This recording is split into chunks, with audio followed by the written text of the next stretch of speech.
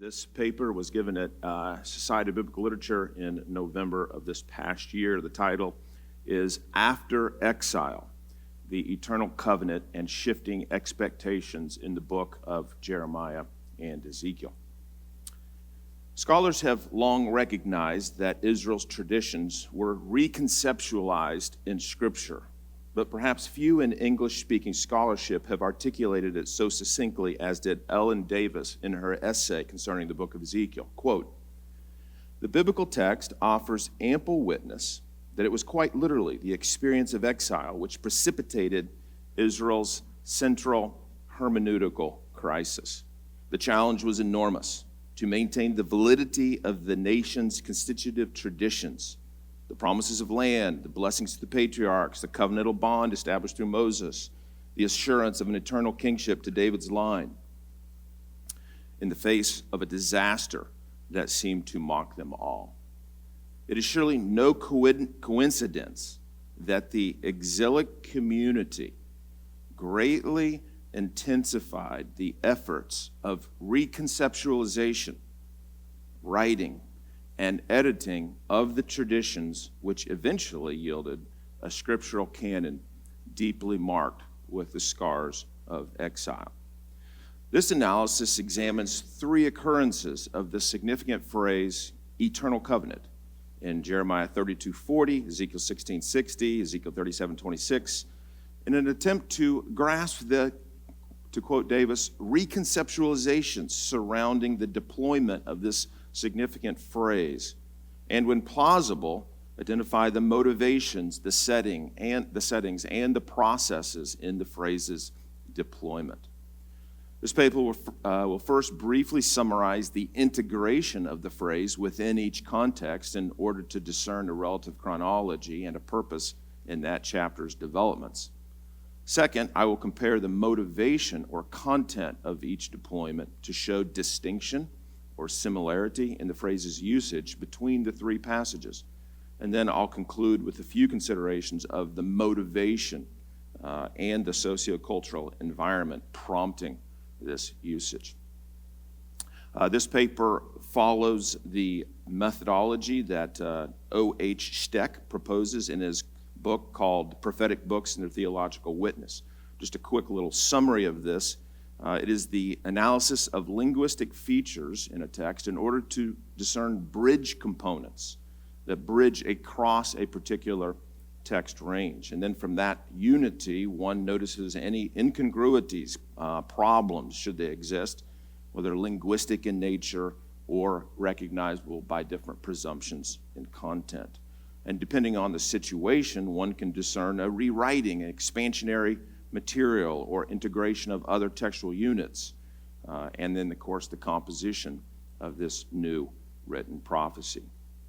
The direction of analysis is important here, from latest back to the earliest, in order to minimize presumptions of the earliest material based on other information besides the text itself. Once then this distinct material and content from different layers becomes discernible, then one can hypothesize how or why an expansion augments or actualizes a preceding shape of the text. So now we turn to the eternal covenant in Jeremiah 32. Just one quick note here. I do have, of course, the Hebrew on the PowerPoints. The main thing I want you to notice with this is the color coding of this, which shows these kind of bridge components and where they bridge and create unity, and in Ezekiel 16 where they come from. So I won't say too much more about that. It's in Hebrew. It's challenging to see the overheads, I know. The main compositional unity of Jeremiah 32 is comprised of a third-person frame and a description of the setting of Jeremiah's imprisonment. Jeremiah's first-person prayer, Adonai's response to Jeremiah's prayer are what create this frame. All three of these components concern the situation of the, quote, this land, which occurs in about 6 texts here in the chapter. It's also reflected in the city's besiegement, that Jerusalem has indeed been besieged and is about to be destroyed, being, quote, given into the hand Again, 4 or 5 occurrences of this throughout the chapter. And indeed, Jeremiah's purchase of the field. This is indeed the reason we see this first section. Of course, Jeremiah is back in Anathoth to bolster confidence in the long-term economic viability of Jerusalem and Judah. Though the third-person setting explains that Adonai is the one who, quote, giving this city into the hand of the king of Babylon, the original composition concerns more than Jerusalem's security. The composition assures the reader that houses, fields, vineyards will again be purchased in this land, unquote. Jeremiah's prayer likewise concerns, quote, this land, even though the city is, again, given into the hands of the Chaldeans. The prayer historicizes Adonai's creative power, his just dealings with humanity, his rescue of his people, and the gift of, quote, this land to Israel and the fathers. But because of their disobedience to his commands, these siege mounds have come. Again, the city is given into the hand of the Chaldeans. The prayer explains the reason for the disaster. Even so, Adonai has commanded the purchase of the field. The section indicating Adonai's response contains components that were involved in the original composition, as well as a couple of other things. The response expresses concern for this city given into the hand. It also reports that the field will be purchased in the land. But his response also integrates a harsh critique against the, quote, sons of Israel and the sons of Judah, provoking me to anger with the work of their hands, unquote. Matter of fact, we see provoke 3 times, verse 29, 30, and 32. The writer conflates with these two groups the leadership of the nation, their kings, their princes, their priests, their prophets, each one of Judah, and the inhabitants of Jerusalem. The leaders have made Judah sin, verse 35 says. The harsh critique shows no awareness of the concern for the city or the besieged that has befallen it, like we saw in the first section. It only castigates individuals for their incense, their libations done to other gods, in order to provoke Adonai. Their consistent stiff-necked ways, placing idols in the temple to make it unclean, building of altars, and offering children to Molech. Again, there is no indication that the city will return to its economic prosperity here. The denunciation is also a virtual who's who in Deuteronomic sin and language. Well, these components pick up on the declaration of the destruction of this city in verse 29a and then integrate the Deuteronomic denunciation against the leadership in 29b. And with the enumeration of the leadership's many apostate paths, the critique appears theologically motivated. Adonai allowed the destruction of Judah because the nation and its leadership served other gods. Another insertion here is as unilateral for good as their critique was for ill. This particular salvation prophecy is integrated into the unit after the transition from Adonai's response with its concern for this city in verse 36. Without any explanation of a different setting or concern for the besieged city and its environs. Verse 37 announces, quote, I am gathering them from all lands.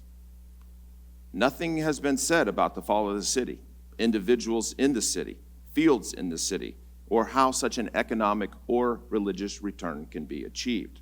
Nor is there any requital from Adonai, as one sees in Ezekiel 16. Instead, he will undertake to ensure that they and their children have the right posture towards him all days. The mention of all days and, quote, for their sons after them triggers the eternal covenant then in which Adonai will, quote, not turn away from them to do them good. And then even a second promise to put his, quote, fear in their heart so as to not turn from him. Besides the obvious distinct content, gathering from all lands, Dalit Rom Shaloni also points out the unilateral behavior of Adonai is unmatched in the Hebrew Bible, besides the most extreme actions noted later in Ezekiel. So in summary, unlike the compositional unity in the chapter's original sign act, where Jeremiah is to go and buy this field to promote the economic viability of the city and of the Judah, this section assumes the destruction of Jerusalem, without any indication that there was, and the dispersion of individuals to other lands, again, without any indication that there was. Moreover, it explicitly states that the calamity that Adonai has brought upon them, it explicitly states that. Just like he brought upon them calamity, so he will bring upon them good. Again, no other note about the city in that particular section. The final verse of the chapter takes this positive unit one step farther. In an artificial return to the chapter's original setting about buying fields, fields will be purchased again, not only in the land of Benjamin, but in the other environs of Jerusalem as well, throughout the entire land, as a matter of fact, encompassing both the land of the north and the land of the south. Indeed, Adonai says this is, quote, when I restore your fortunes. Again, assuming the destruction of Jerusalem, the dispersion to the many lands in the exile and possibly even post-exile. Given the purpose of an original prophecy of return after 70 years, a restoration from captivity for northern Israel and Judah emerges in a setting that is removed from the original concern. Finally, notable in relation to the next passage which comes up, Ezekiel 37, there is no mention of the Davidic king related to the eternal covenant here. I'll return to this section in the end where we have a few comments.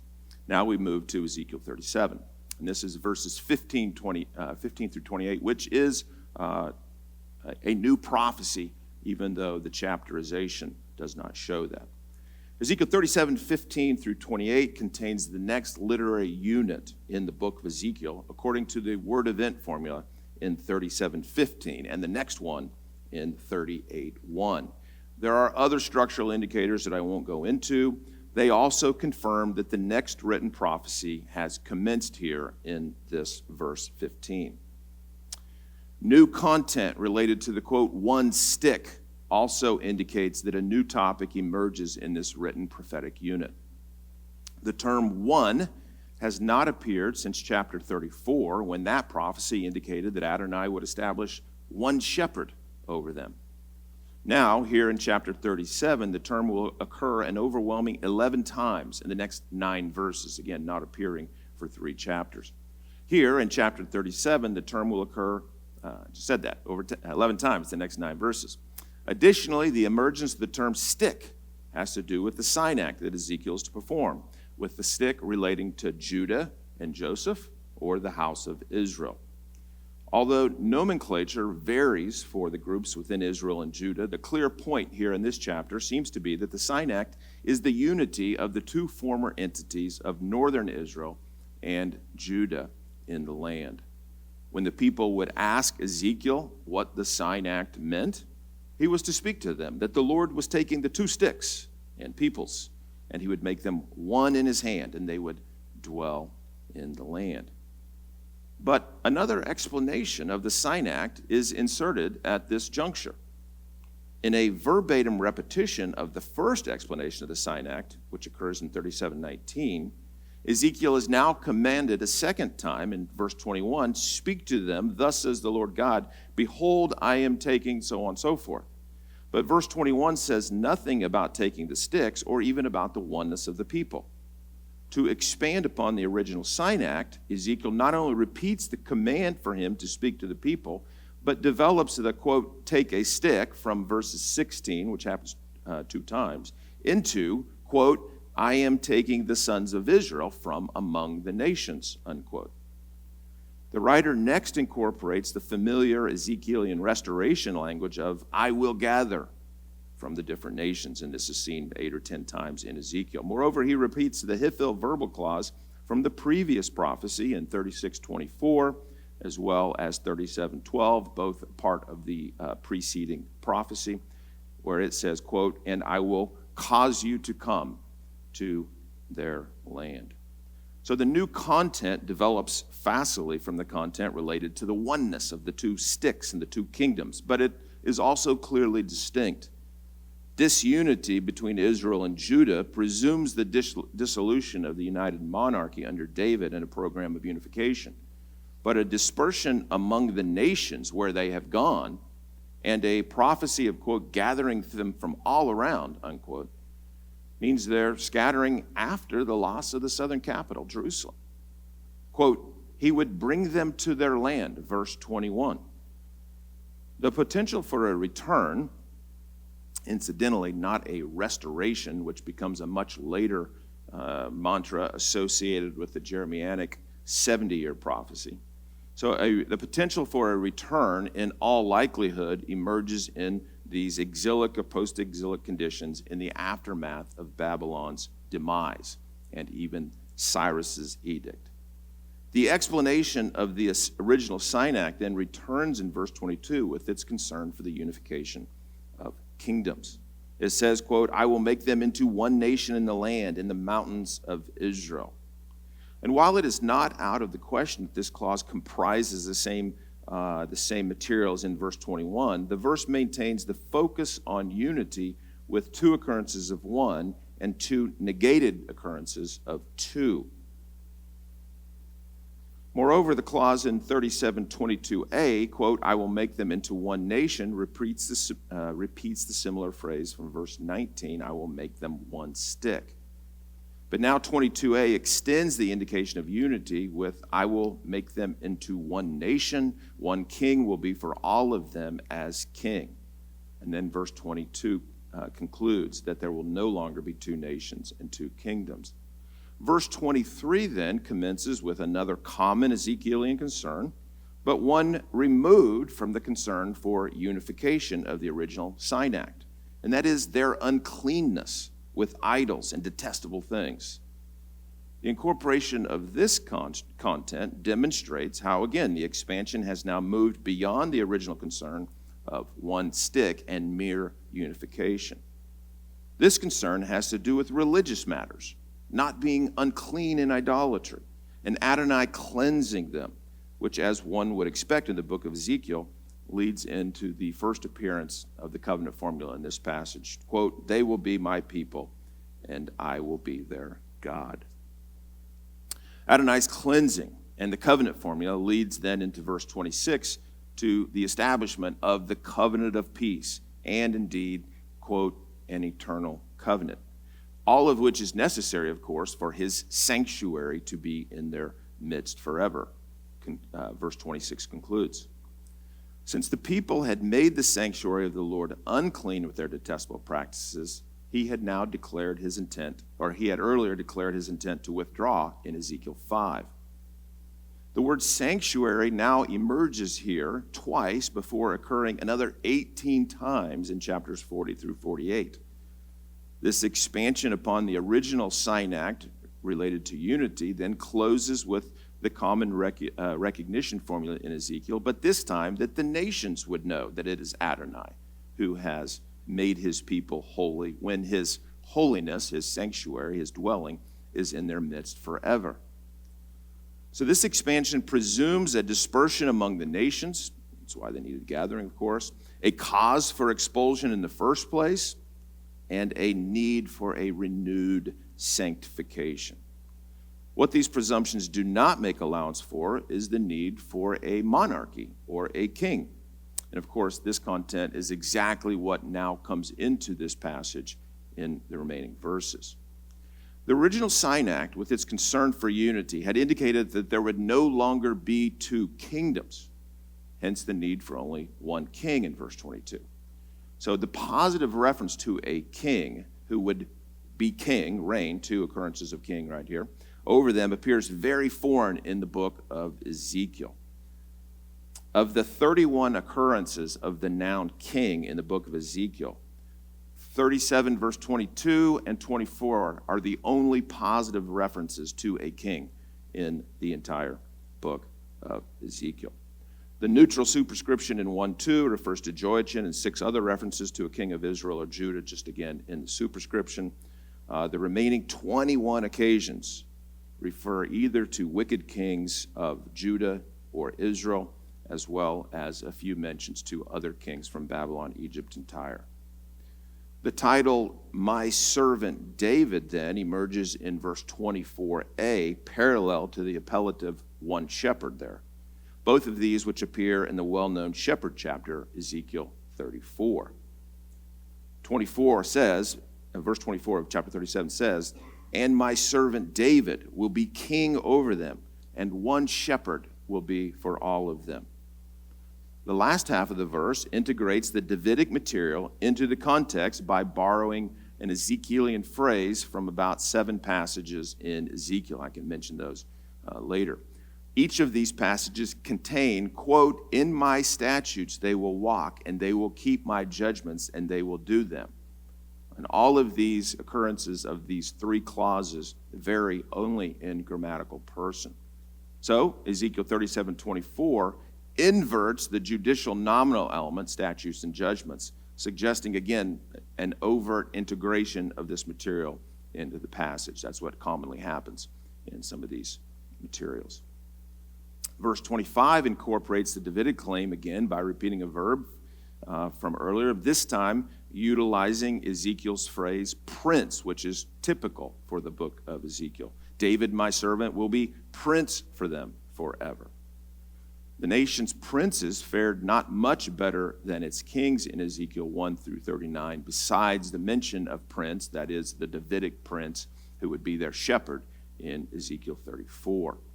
More interesting from the perspective of the prophecy's composition is the upcoming positive view of prince in chapters 44 through 48, occurring 20 times there in a positive manner, suggesting a close relationship between these clauses here and the final chapters concerning the new temple.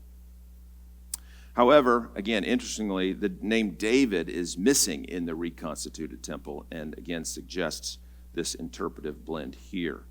So again, the mention of king in verse 22 triggered this expansion in 24 and 25 related to the Davidic prince and the duration of now an eternal covenant. Regardless of the relationship to the reconstituted temple in chapters 40 through 48, the turn to the eternal duration of the Davidic prince conveys the intent of this latest piece to this text. While the influence of a literary relationship to 2 Samuel 7 lies out scope of what we're doing here, one can hardly deny relationship to the tradition of the Lord's promise to King David, which is found, of course, in written form in 2 Samuel 7. The Lord had taken David from being a shepherd to make him a prince over his people. That's in 2 Samuel 7. Although the Lord had been in a mobile tent and dwelling, the Hebrew word for mishkan there, he would also provide a place for his people to dwell, shakhan, by establishing the throne of David's offspring forever. Ezekiel 37 reverses the order of the covenant formula from verse 23 in order to integrate the dwelling related to the Davidic tradition, conflating the word sanctuary on either side of verse 27. Again, we'll come back to this and note a few elements of importance here for the integration of the Davidic king related to the eternal covenant here. Finally, we move to the last passage in Ezekiel 16:60. Ezekiel 16, verses 1 all the way to 63, contains the next literary unit, the subsequent literary unit in the book of Ezekiel, of course, after 15 and prior to 17. Consistent references to Jerusalem throughout the chapter, as well as other things, indicate the unity or confirm the unity of this chapter. But other obvious literary and content-related developments in the chapter confirm that the unity is not one emerging, or I'm sorry, it is one emerging from diverse materials. In other words, it's a compositional unity. So here I'm just going to limit my comments on Ezekiel 16:59 through 63. Because that is where eternal covenant shows up. So the messenger formula, because thus says the Lord, which secondarily asserts the verse's divine origin from earlier, as well as the unique terminology here and the disparate perspective, reveal that the expansion has occurred upon the chapter's original purposes and intent. The section here characterizes the city's disobedience in a unique manner in the chapter. It acted in covenantal disobedience. 16 verse 49 asserts, quote, "You despised the oath to break the covenant," unquote. The terminology involved with this characterization originates in Ezekiel 17 rather than the many previous indictments of harlotry in Ezekiel 16. In other words, basically we go through 58 verses and we never see this terminology in the midst of the many, many, many denunciations of Israel or Jerusalem's wickedness. The lexemes used in this collocation, despise the oath, to break a covenant, occur 4 times. All of these lexemes occur 4 times together in the book of Ezekiel, here in verse 59, and then, of course, chapter 17, verses 16, 18, and 19.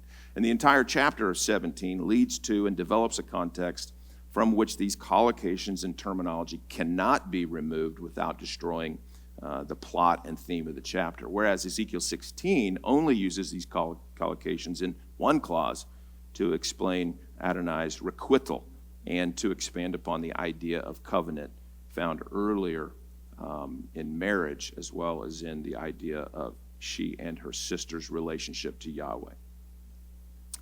Verse 59 explains that Adonai would do to the city what it had done to him. The city, quote, despised the oath, broke the covenant. Verse 60 goes on to report that Adonai would remember his covenant with the city in the days of its youth, a prepositional phrase taken from verse 22 and verse 43. But this remembering the covenant with the city in the days of her youth would then lead to the establishment of an eternal covenant. One wonders how this explains the requital in verse 59. But verse 61 explains that Jerusalem's response to Adonai's remembering would be its own remembering of its ways. The city's recollection of her ways, or its ways, then leads to an integration of the earlier admonishment for the city to bear humiliation. Again, a root occurring 4 times in verses 52 and 54 of the chapter. The writer explains precisely the actions that the city must recall and how the Lord's reciprocal requital would be undertaken. The city would remember its ways and be humiliated when it takes its sisters and Adonai gives them as daughters. This action then mirrors what Jerusalem did when it, earlier in the chapter, quote, took strangers, i.e. adultery, and, quote, gave gifts to its lovers, a reference to Jerusalem or Judah paying off Egypt and Assyria. Adonai's actions recompense Jerusalem for hosting strangers in the metaphorical marriage, an indictment that mysteriously is missing in 44 through 58. So these additions to the relationship will bring about the humiliation and shame demanded in verse 52. But instead of the vengeful retribution that Yahweh pours out through Jerusalem's lovers, which we find earlier in the chapter, this expansion builds upon Jerusalem's metaphorical harlotry and adultery as a means to address the inclusion of others in now Jerusalem's relationship with Yahweh in the eternal covenant. The action shifts the focus from the humiliation and shame that Jerusalem experiences as it awaits the promised restoration in verses 44 through 58. A response to covenantal violations was not in view in this earlier part of the chapter because of Sodom's inclusion. Of course, Sodom had no relationship to Yahweh, no covenantal relationship with her. With legendary Sodom and notorious Samaria, the sister metaphor called Jerusalem to wait for her restoration in humiliation and shame with her Canaanite and half-breed sisters. Well, more can be perceived in the statement that Jerusalem despised the oath to break the covenant. Like I said, these collocations stem from Ezekiel 17, but the reference to a covenant engages the lemma and concept that first emerged in 16:28, when Yahweh came into covenant with maiden Jerusalem in marriage. Verse 60 excerpts this phrase from the days of her youth, like I mentioned earlier, when Jerusalem did not remember Adonai's benevolent care. But unlike Jerusalem, Adonai will remember his covenant with Jerusalem in the days of its youth. So the writer utilizes the verb to remember and the prepositional phrase in the days of her youth, but now makes Adonai the subject of it instead of Jerusalem. Moreover, it is his covenant with the city in the days of its youth that he remembers, and this is what leads to the establishment of an eternal covenant. The logical relationship to 59b shows that the trigger was covenant, contained in the collocations from Ezekiel 17, and the notion of retribution in 59a that prompts Adonai to now act on behalf of Jerusalem and that of its sisters, and even those sisters' daughters, all included in the eternal covenant. These clauses in verse 59, utilize phraseology and a lexeme from previous material in the chapter to extend the notion of covenant in the section.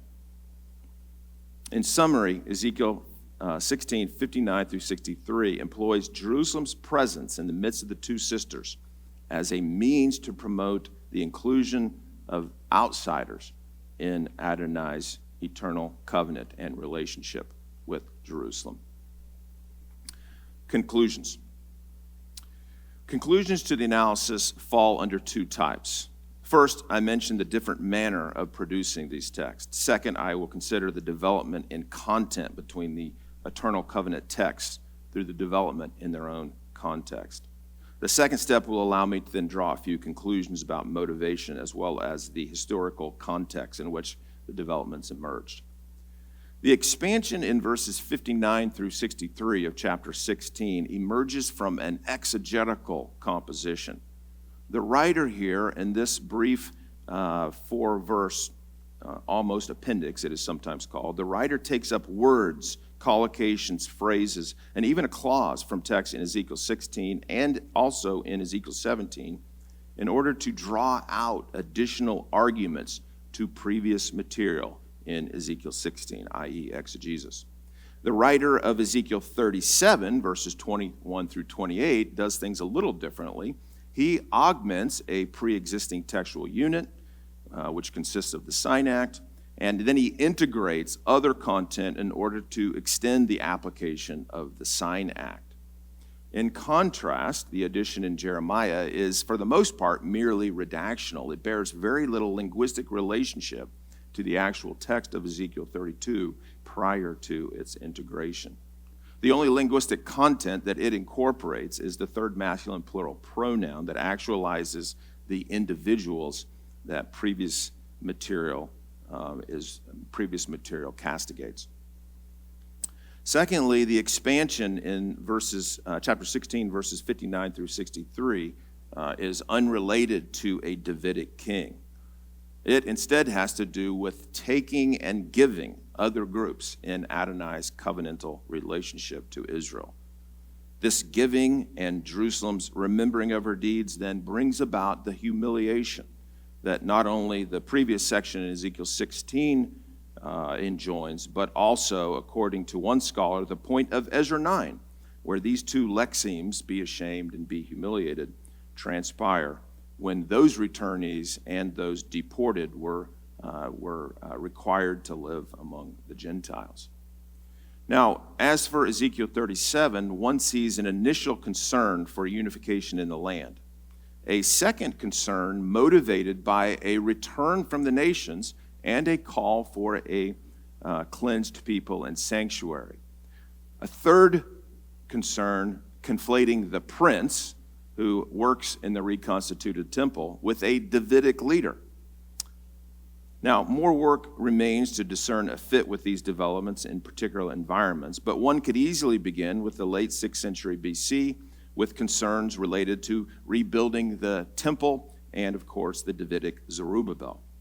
The eternal covenant in this last concern relates to a covenant of peace, a return to a land from among the nations, a cleansed temple, and, of course, a Davidic king. Jeremiah 32 also contains 4 concerns, we might say. An initial sign act with intent on bolstering confidence in the economic viability of Jerusalem's future. A second concern explains the downfall of Jerusalem with its focus on the fall of the nation's leadership and their culpability into idolatry. A third concern posits the salvation prophecy that ensures the gathering from all the lands to which Adonai banished them, and his unilateral action guaranteeing their reverence for him and their permanence in the land. And then finally, a fourth concern that assumes the sign act related to buying a field, but then extends it to the entire land, the economic viability of the entire land, even blending it with the prophet's prophecy of the 70-year restoration after Judah and Jerusalem are brought back to the land. Well, from these analyses, the eternal covenant in Jeremiah 32 and Ezekiel 37 is most closely related to the return to Jerusalem after the edict of Cyrus that they may return, i.e. post-exilic. The inclusion of all the land in the return is then a later development. Moreover, Ezekiel 16's deployment of, quote, eternal covenant to include outsiders in Adonai's relationship to Jerusalem appears to emerge in an environment in which peoples from questionable heritages have become an issue. Thank you.